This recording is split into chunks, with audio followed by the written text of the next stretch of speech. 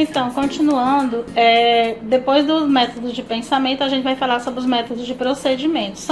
Eles são etapas do seu procedimento metodológico, que vai explicar melhor os objetos, enfim, que vai delinear a sua pesquisa. Então, eles vão se relacionar mais especificamente com as fases da pesquisa, que é mesmo com o plano geral dela. Eu vou apresentar aqui alguns desses métodos para vocês, mas com certeza tem outros, né? Alguns deles são método experimental, observacional, comparativo, estatístico, método clínico, monográfico e método histórico. O método experimental, ele vai consistir em submeter os objetos de estudo à influência de certas variáveis em condições controladas, né? Um bom exemplo desse método experimental, por exemplo, é o grupo focal, em que você controla toda a situação e observa aquele grupo, né, como objeto de estudo, e vão submetendo a determinadas influências, né, algumas variáveis, dentro de condições controladas. Essas condições devem ser controladas e conhecidas pelo investigador, ou seja, eu não posso estar alheio a que condições são essas, eu tenho que estar preparado para isso, para que possa observar os resultados e que a variável possa produzir, né, que tipo de reação possa produzir naquele grupo observado. É um método muito utilizado nas ciências naturais, porém no campo das ciências sociais tem bem menos utilização, até mesmo por conta das questões éticas e técnicas, né? Porque você não pode fazer um determinado estudo desse submetendo pessoas ou animais, enfim, a algumas questões que possam lhe causar algum dano, né? O método observacional, ele vai diferir um pouco do método experimental em um aspecto apenas, né? Enquanto experimental, o investigador ele toma providências para que algo ocorra para poder ser observado. Já no método observacional, ou seja, no método experimental, ele controla a situação e ele vai jogando os insumos, né, como influência, como um estímulo para que alguma coisa aconteça. No método observacional, ele para apenas para observar. Então, ele vai observar o que está acontecendo, o que acontece ou o que já aconteceu, né?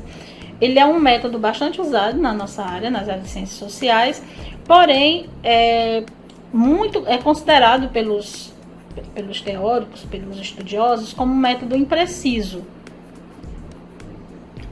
O outro método é o comparativo.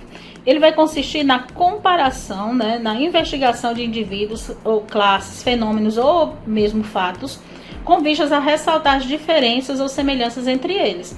Ele é bem utilizado nas ciências sociais e por possibilitar estudos que a gente possa comparar determinados agrupamentos sociais com outros, e isso pode ser de forma separada, tanto pelo espaço como até mesmo pelo tempo, né?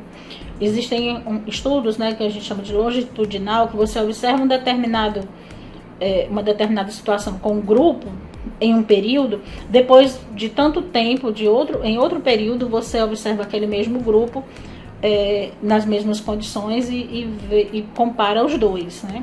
Ou você pode fazer com grupos diferentes também. O método estatístico, ele vai se fundamentar como o nome está dizendo, na aplicação da teoria estatística da probabilidade.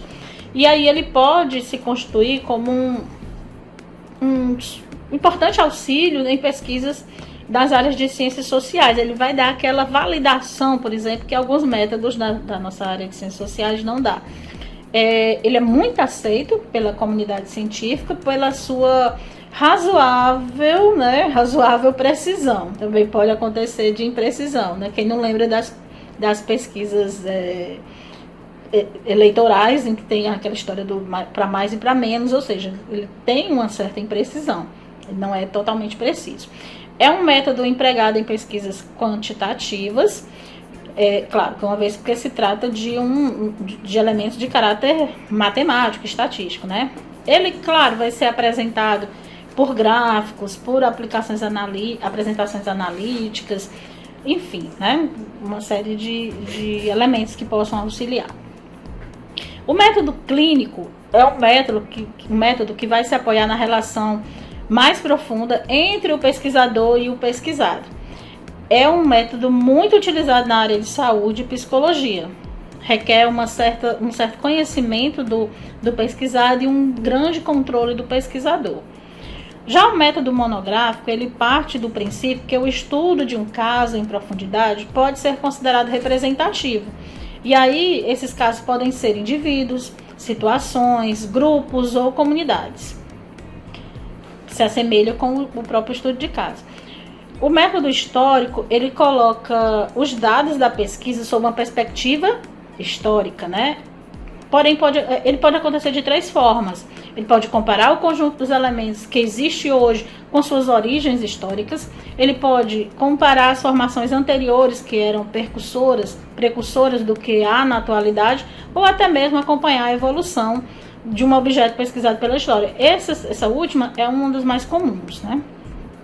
Então, conhecendo esses métodos de procedimento, de como se proceder na pesquisa, né, que vai se delimitar como fases dessa pesquisa, eu convido vocês a entender um pouco mais sobre a pesquisa que vocês estão desenvolvendo e tentar identificar qual o método de procedimento que vocês irão adotar. Até a próxima.